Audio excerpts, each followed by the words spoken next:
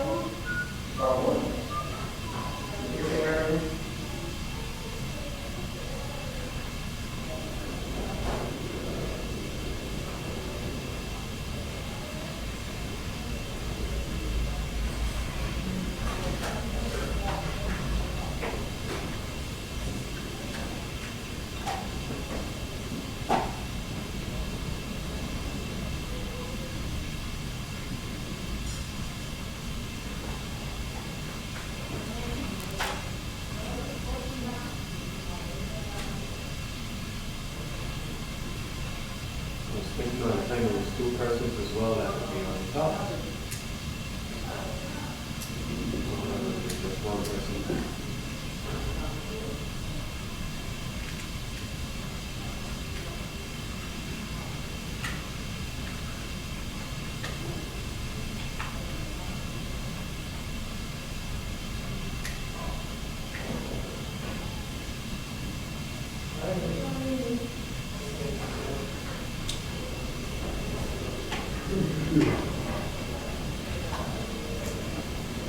Very surprised you don't travel with no light, man. Yeah, the challenge is that really like all of this UC doesn't have built-in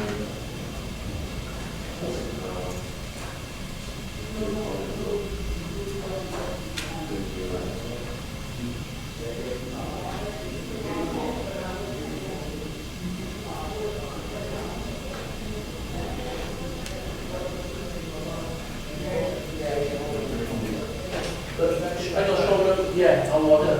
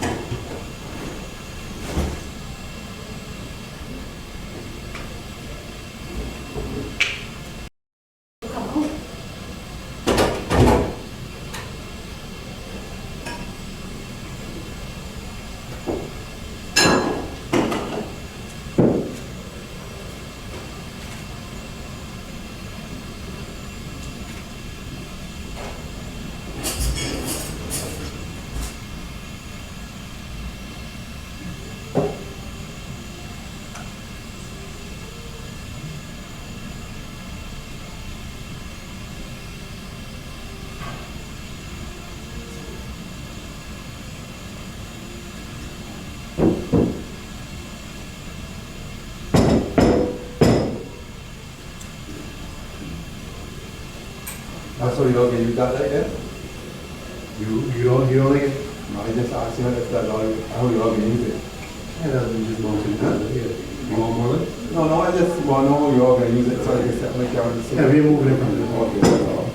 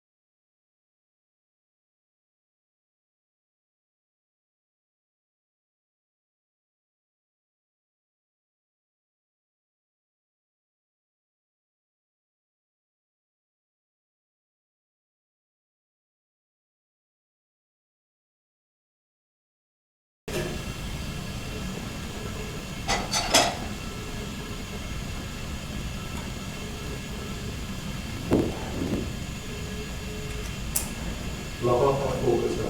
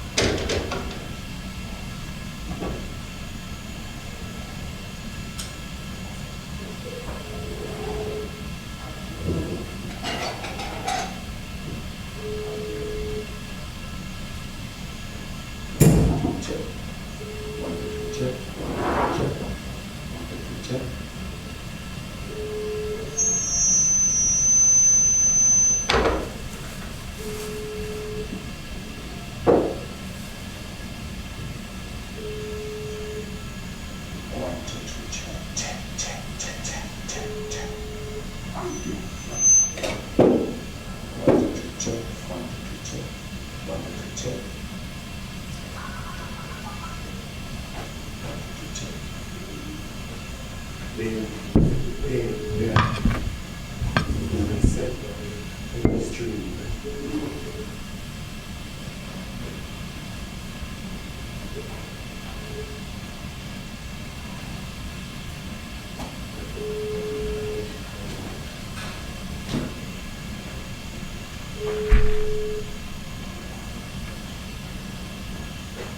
Just put it off out of the sleeve, please. Just put it off out of the sleeve. Oh, you don't want it there? No, just out of the sleeve. You can reach for it, but you don't really want it. Just here. He know you want to hear from him. He know hear from him. So, you get it. All right?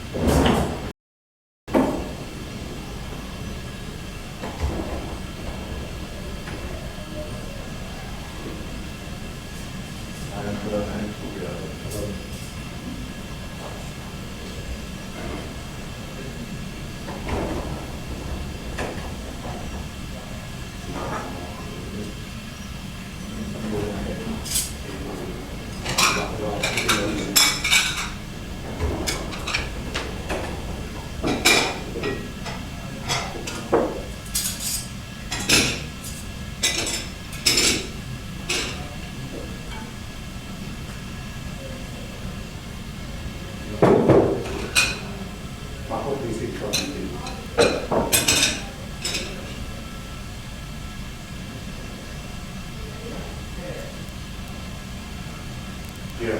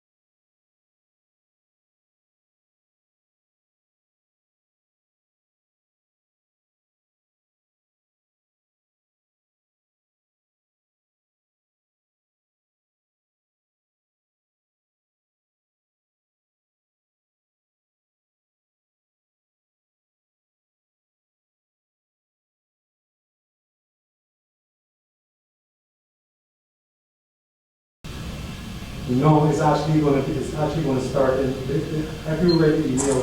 It moves it up to 12:30 on me. I really found out okay. After I send it back to you. So which is another 10 minutes.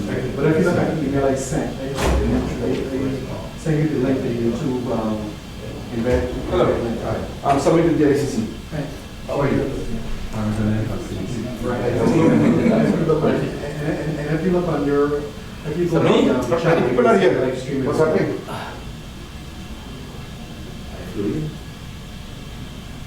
Yes. You have to do it. So even if you go on your, if you go on your live control, you will see the stream happening right now.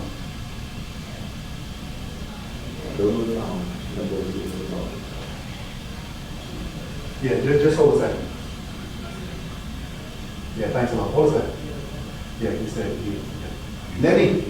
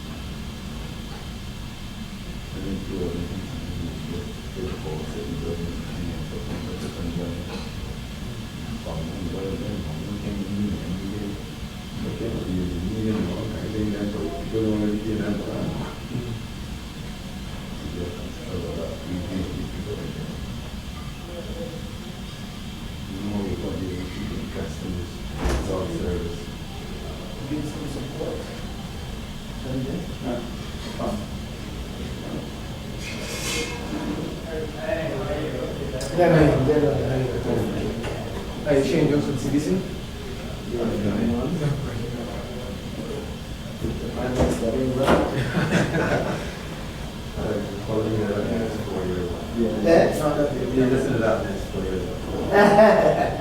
I'll probably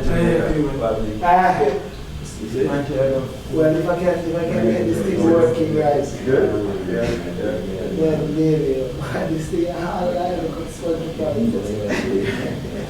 I will wish you some hours. Anyway, I feel like trust me. You have to have big corners. Mucho corners.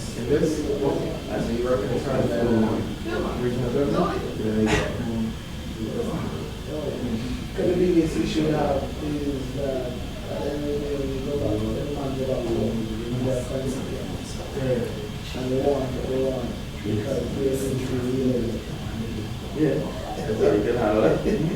And it's not about when you go like your culture and people talk about that. It's not about that.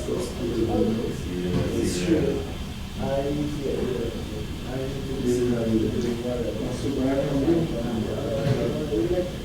really interesting.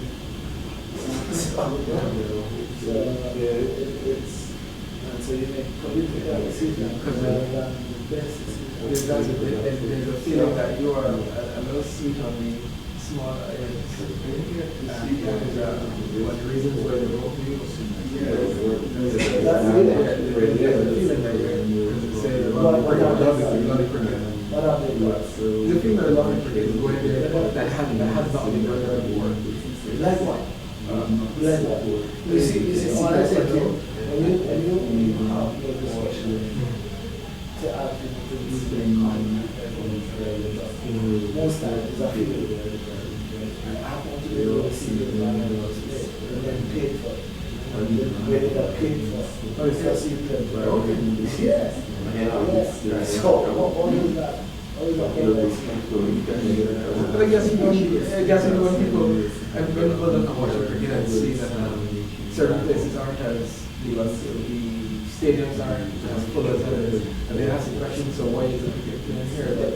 So then there's a feeling that something kind of thing. Go back to sense again. More critical being played small and on that Jordan on St. Lucia or critical being.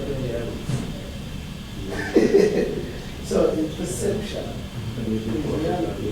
And so when somebody said that, let's look at this fashion.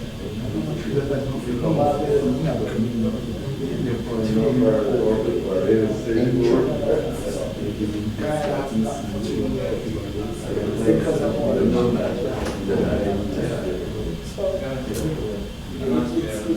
that's what I'm saying.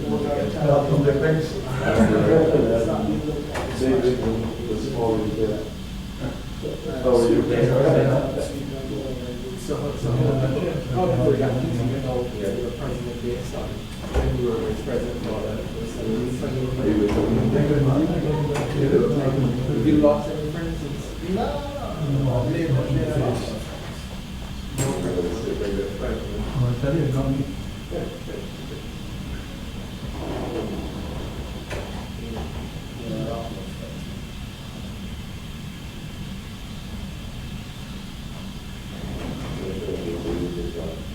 How do you lost that? You went back? Who? Watch that went back. No, I didn't finish tonight. We'll be start this afternoon. You did not go back.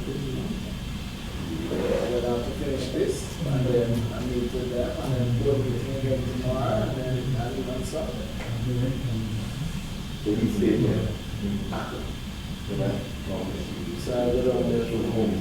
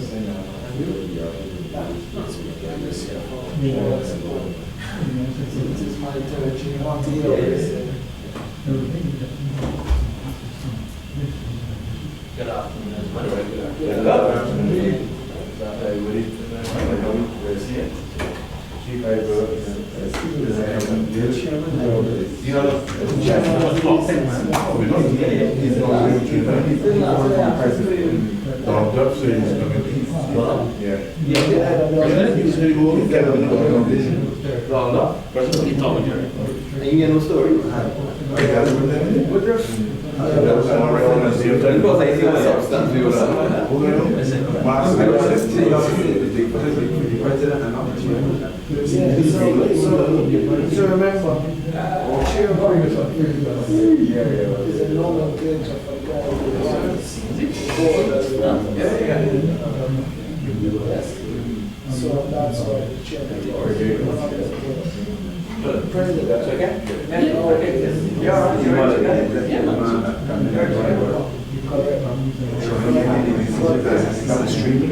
problem in the West Indies, see me as the president, chairman. Chair of the board of the not responsible.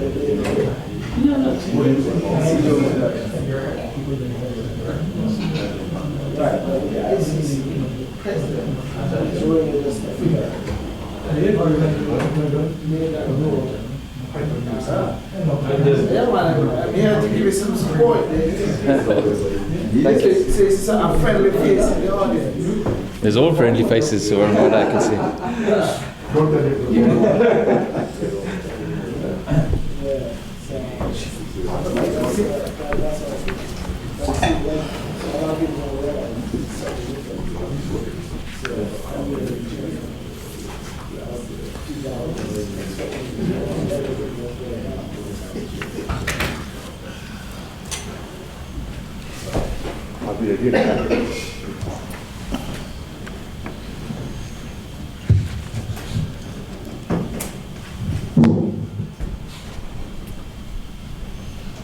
Are we rolling?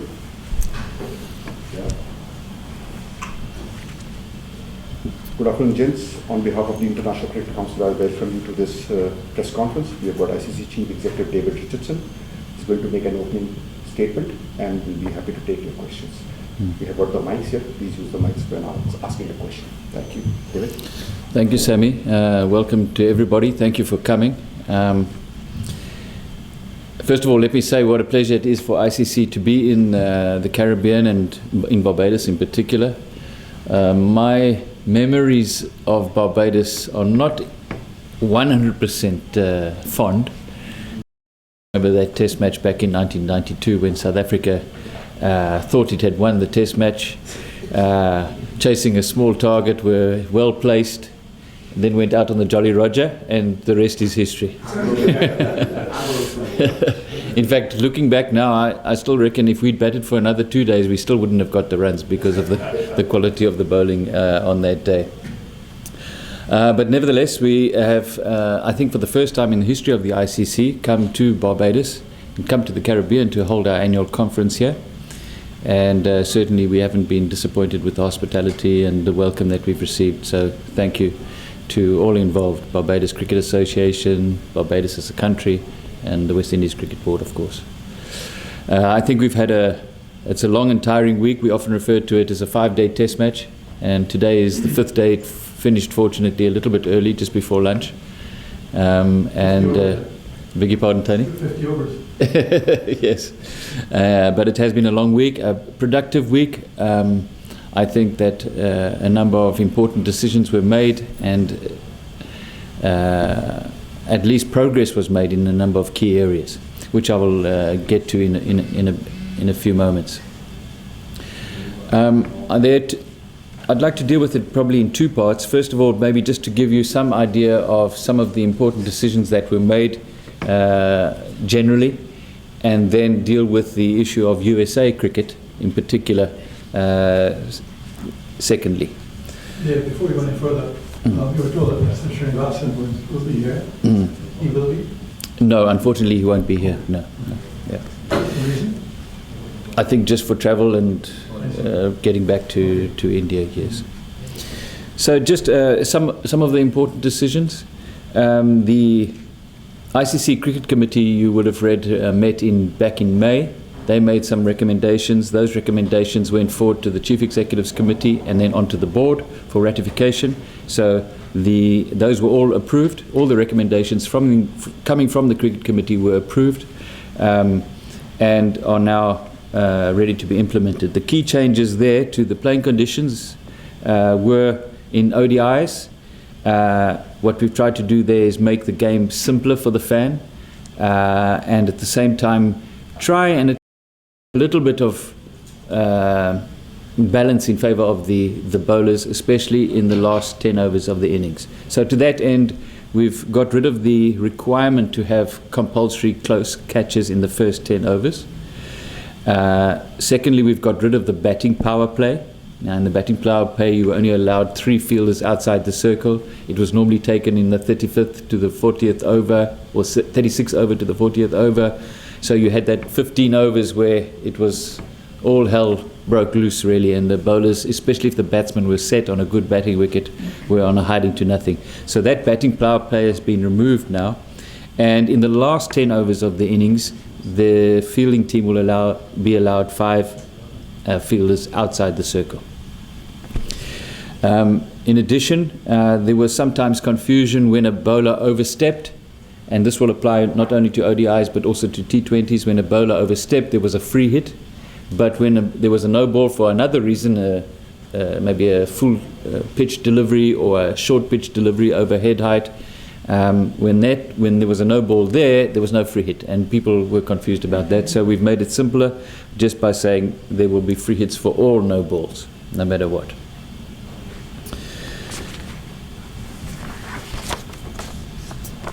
The other one that you might be interested in is just general support for the fact that with MCC we will be looking at not only bats but also the cricket ball. And there is a view that if we sanction some changes or look at some changes to the thickness or the depth of the seam, it might actually be what we're looking for to give the seam bowlers a little bit more help, number one, but also be able to aid swing and to enable the spinners to get more grip and to spin the ball more if we tamper with the seam of the cricket ball. So the 300s and 400 scores you're now getting in 50 overs cricket, you don't consider that doing any good for 50 overs cricket? You want to bring it back? Not necessarily, Tony. I think there's a great appreciation for the attacking nature of the play. The level of skills that the batsmen have developed over the years, largely due to T20 cricket and just an overall attacking approach to the ODI game, is actually welcomed. And the indirect impact of that is that the only way the fielding team can survive is to be more attacking themselves. So you've seen an effort to get wickets, especially early on in the innings, and to try and keep taking wickets. So the overall attacking approach is certainly not something that we want to get rid of. Whether it's 300 or 400, as I said, I think towards the end of an innings in particular, if you've got only 4 fielders out, there's always 2 places where you just cannot defend. And but by allowing that extra fieldsman out with 5 fielders out, there's only 1 place. So if you've got 2 places which are undefendable, you have to change your field, and then the batsman knows exactly where you're going to bowl, because you can't bowl anywhere else, otherwise you'll be murdered. By reducing that undefended area to 1, it makes it a little bit easier for the bowler. But yes, I still think that by the nature of things, the way things are going, the way batsmen have developed, we're still going to see scores in excess of 300, and that's not necessarily a bad thing, as long as the bowler has a chance to get wickets. Then the other important pillar to cricket, I mean, yes, we want to make the games as attractive as possible, all formats, Test cricket, ODIs and T20s, we want them to be attacking, played in the right spirit, so well regulated, good player behaviour. And I thought New Zealand in particular, the board noted the behaviour and the approach of the New Zealand team in the England series. England also played its part, but generally the kind of aggressive and attacking play without the need to play the man was noted and really welcomed, and something that we want to encourage going forward. So we want to make the game attractive, but we also need to protect the integrity of the game, and there we talk about corruption and making sure there's no fixing of matches, spot fixing, and there's also the anti-doping side of things to a lesser extent. But on the anti-corruption side, the match fixing and spots fixing side, you will have read that for some 12 months now, the ICC had appointed an integrity working party to get together and just assess the global threat to the game, assess what resources we had, both internationally and in all our member countries, was that adequate to deal with this threat, and really where we stood. And after about 12 months of work, headed by someone, or not headed, but under the advice or expert advice of a chap called John Abbott, sorry, his name escaped me for a moment. I think they've delivered a very good report that was presented to the board, tabled at the board meeting, and has all the recommendations in that report have been accepted. And in the media release that follows, we will give you the detail of all those recommendations. Essentially what we're looking at is making sure that we have a coordinated effort to stay on top of the problem, making sure that we prevent, educate and prevent, and then if necessary investigate and prosecute going forward, and that the effort is coordinated between ICC internationally, sitting in Dubai. We've got our team of anti-corruption people there, but most importantly with each member having its own team and working together in a coordinated fashion. So the detail of those recommendations, as I say, will be in your media release that follows. Then, as far as international cricket is concerned, I mentioned the fact that the board noted the good quality pitches and good spirit of behaviour in the recent ODI series, in particular England and New Zealand. They also noted the strong performances of Bangladesh. You know, for a long time now they've been a full member, and we were not despairing, but we were disappointed in the progress that they seem to be making. But in recent times, their performances at the World Cup and now recently against Pakistan and India, they've performed well, so that was noted. Then the board also noted the selection of S. Ravi and Chris Gaffney in the elite umpires panel. These are an umpire from India and New Zealand respectively. They also noted the emergence of a new generation of umpires from a wider range of countries, and there's a man there from West Indies who has done very well. He's in what we now call our equivalent of an A team. He's in our emerging panel. So he will be appointed with the other members of the emerging panel to matches overseas. And the idea is that they then gain experience of umpiring in the likes of the subcontinent, England, Australia, New Zealand, other conditions, different to what he would have expected here in the Caribbean, so that, and then if he comes out on top and does well, then he takes the step up into the elite panel.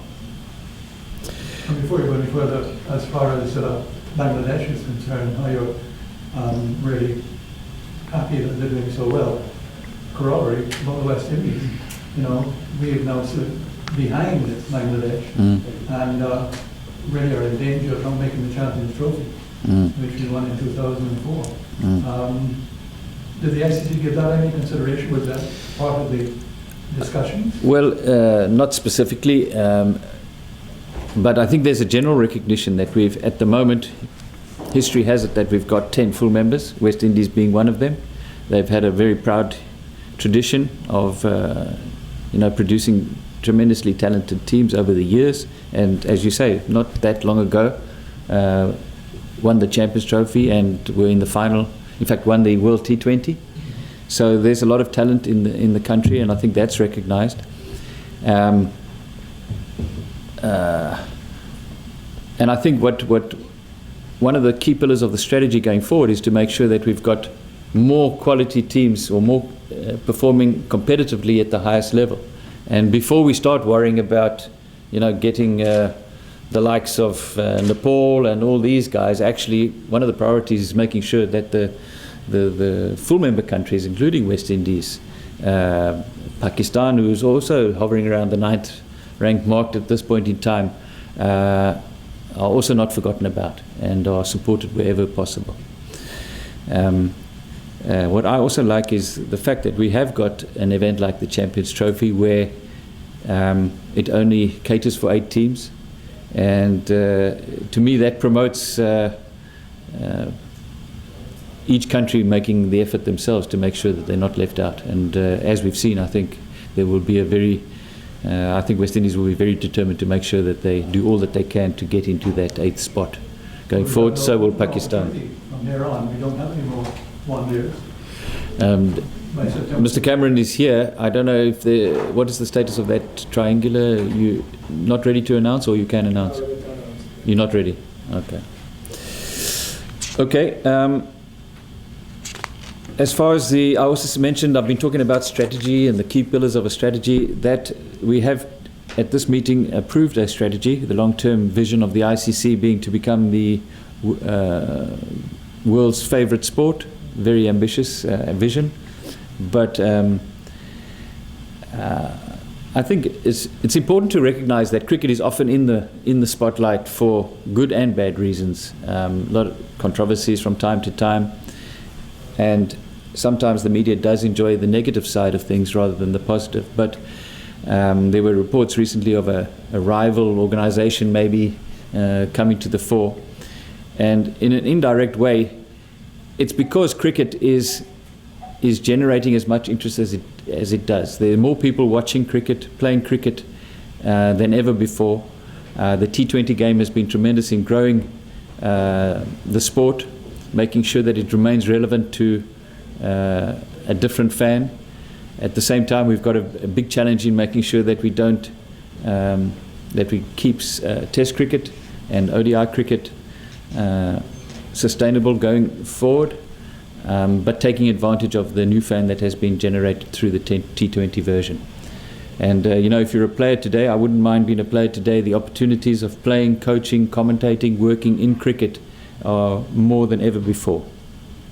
So our strategy that was approved by the board today focuses, as I said, on 4 key areas. Number 1, cricket, making sure that we have a world-class environment, making sure men's and women's international cricket is attractive to play and watch, number 1. Number 2, integrity, making sure it's free of corruption, free of doping.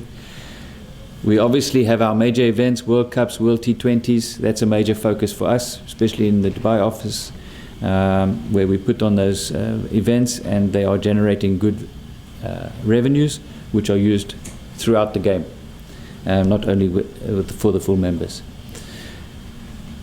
Other matters, I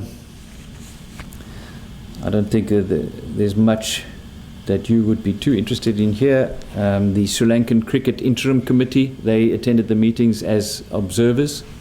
The government of Sri Lanka has always said that their intervention in appointing an interim committee is temporary, and they intend holding elections as soon as possible.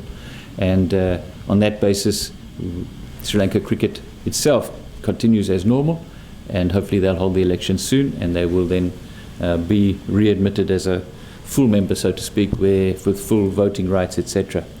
So things there are at least in hand. And that's about it, I think, on the general matters. Any questions before we just deal with USA? I think we should deal with the USA first and then take it. Okay. So at these meetings, I think you would be also aware that recently the ICC board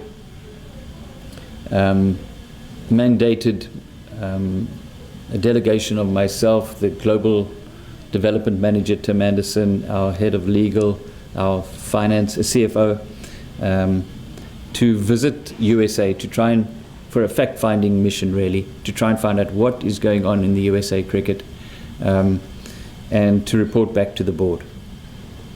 Now, following that visit, the group compiled a detailed report, comprehensive report. That report didn't make for very pretty reading, to be honest. It indicated significant concerns about the governance, the financial position, the reputation, and the cricketing activities of cricket in the USA. And arising from that report, which was discussed by the board and its various subcommittees, we also had a meeting with the USA cricket representatives. Following all those discussions and meetings, the board, under the powers vested under Article 2.7 of the ICC's Articles of Association, unanimously decided to suspend the membership of USA Cricket Association with immediate effect. Now, you might ask, well, what does that suspension mean for USA Cricket? Firstly, let me say it doesn't mean expulsion. They are suspended. It means that they won't be entitled to receive any of the rights normally associated with being a member of ICC. For example, funding, ICC funding will be stopped. And the other right that's quite important, the right to determine whether cricket matches or events staged in the USA should have the status of approved cricket or not, that right is also now taken away from the USA Cricket Association. Instead, the ICC will make that determination in accordance with Section 32 of its operating manual itself. However, the board did decide that in its discretion, the USA should still be permitted to field its teams in the ICC upcoming events. There's the USA team the senior team is playing in the World T20 qualifier next week, I think it starts, in Ireland and Scotland. And also the USA Under-19 team will also be permitted to play in the upcoming America's Under-19 Championship in Bermuda.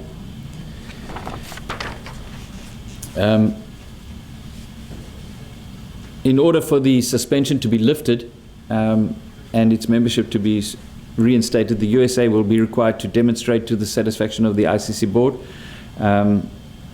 that the conditions relating to governance, finance, and its cricket activities have all been addressed. All those concerns are addressed and remedied in full. In the interim and in parallel, really, to that all happening,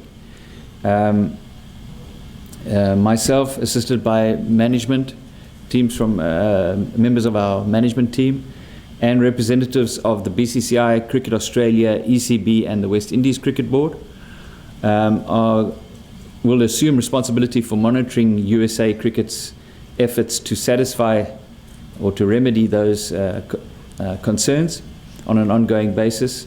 At the same time, we will visit the USA. We will seek to support the development of a meaningful strategy for USA Cricket going forward, including through the appointment of a locally based advisory group, people who we think would be well placed to get USA Cricket on track, put a strategy in place, and to be able to move forward, and most importantly, deal with the unification of the stakeholders. So cricket is played in upwards of 80-odd leagues, 90 leagues in the USA, but they are fragmented. Some of them are under the USA Cricket Association, some are under another rival body called the American Cricket Federation, some just act on their own, and there's no coordinated effort.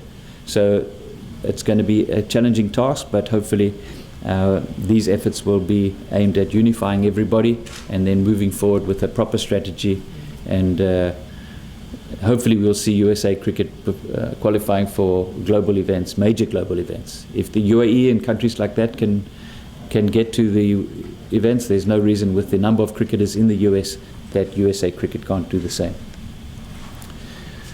Have a good timeline on it? Yes, hopefully we'll make significant progress by our October meetings. We aim to report back to them, to the board by then. We would have visited the USA, we would have put the advisory group in place, and they will be getting on with putting together a strategy and plan. And that we will be able to report that hopefully by October. Any move to expel or anything like that would only be up for discussion or decision at the next annual conference. But we hopefully will make a lot more progress quicker than that. Thank you, David. Any questions? Thank you, Shane Jones, CBC. Is the ICC satisfied with the Hawkeye system in terms, because I haven't seen anything about it, any decisions made in terms of as you travel different series, some people will use it and some don't, and then it's more thorough in other series as others in terms of stuff at hotspot. Yes. Are you satisfied with it? It's a good question. I think the ICC has said that it would prefer to have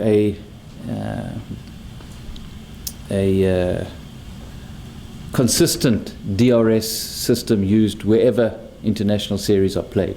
However, there's one member who doesn't want to use it, and until we have everyone singing from the same hymn sheet in that regard, it remains up to the host board to pay for the technology that is used in a series.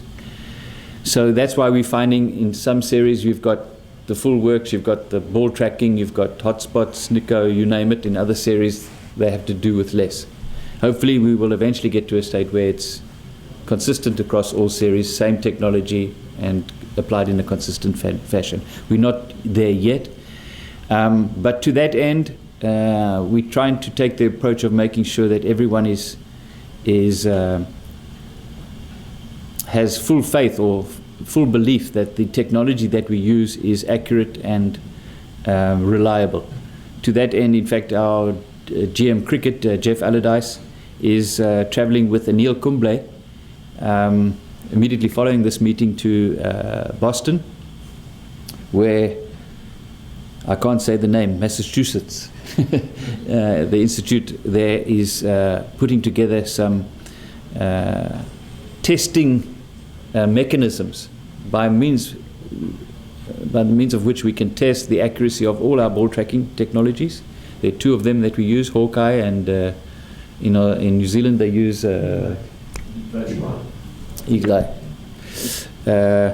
And then there's also a real-time SNCO technology, and it's quite interesting what they're doing there, but hopefully they will now put those testing processes in place, finalize those, and then we can put our various technologies through the testing process, come out with a clean sheet, and everyone saying they are accurate, they are fit for purpose, which will help, I think, convince some doubters that technology is not what it's cracked up to be.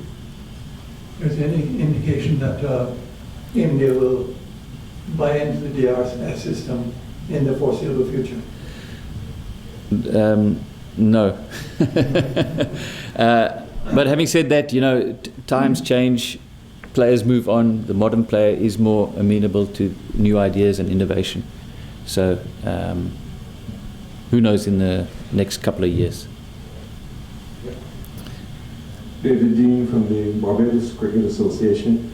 Thanks for your kind words at the start about your enjoyment of the league. You mentioned that the ICC's vision is to have cricket as the most popular game, forwards to that effect.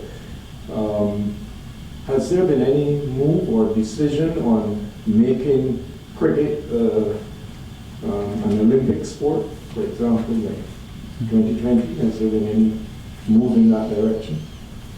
No, the decision at the moment is for cricket not to be part of the Olympics. Although the associate members have passed a resolution that they would like ICC to look at that decision again, not so much relevant to the Olympics in 2020, but further down the line.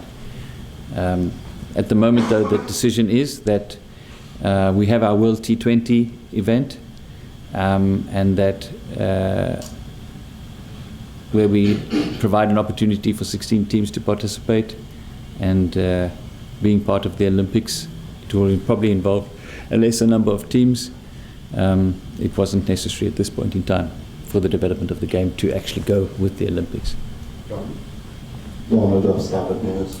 You did mention about the ICC's involvement in USA cricket, but there's another issue with Guyana's cricket, which I'm sure that the ICC is aware of. Since 2011, there has been question marks over the eligibility of the present administration. Why hasn't the ICC seen it fit to intervene in Guyana's situation?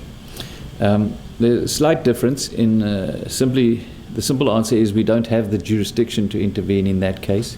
So West Indies, although you are made up of different countries, essentially Guyana is just one of the associations that fall under the auspices of the West Indies Cricket Board. So to take the analogy to county cricket, if Durham County or Yorkshire were having a problem and ECB would be required to sort it out, ICC wouldn't come in. Similarly, Guyana falls under the West Indies Cricket Board, so it's up to the West Indies Cricket Board to sort out that issue.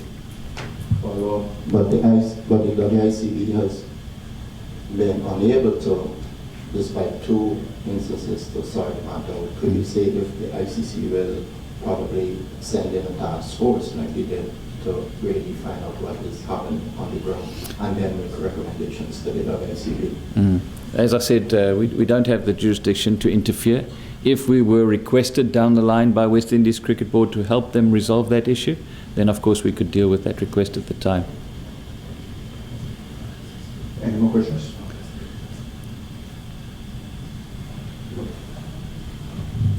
Any update as to whether the WICB and media have come closer together with that issue? You know, we're speaking about what was going on in America, Yeah. but here we have a big issue with the WICB and the BCCI.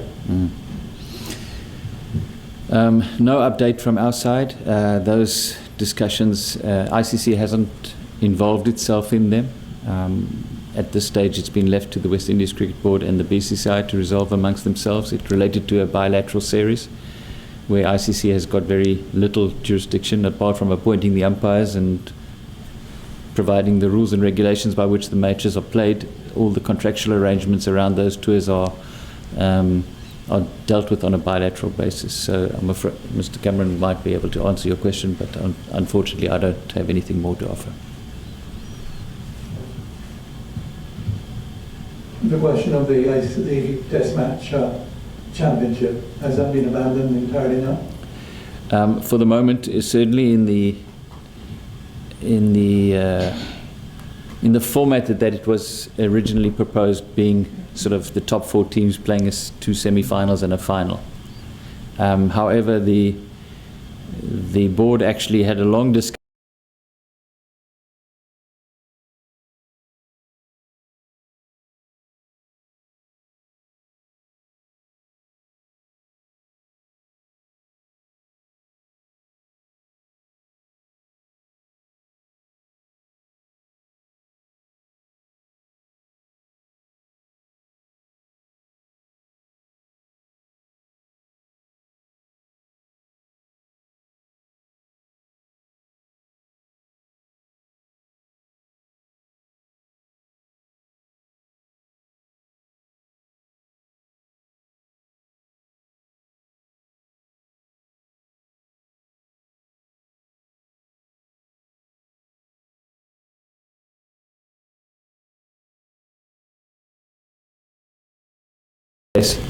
and for that reason there have been already a number of discussions amongst the members on how do we arrest that and improve that and make it a much more meaningful contextual environment, FTP. At the moment it's just a hodgepodge of series happening all over the place. Yes, we've got some rankings, they have some meaning, they do provide some context.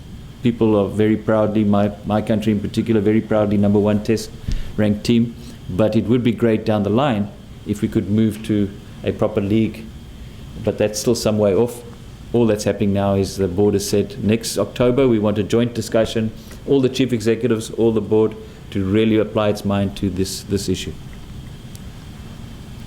Any more questions? Thank you very much, gentlemen. Okay. Thank you. Thank you, David. Thanks. Thank you, Shirasa. Thank you.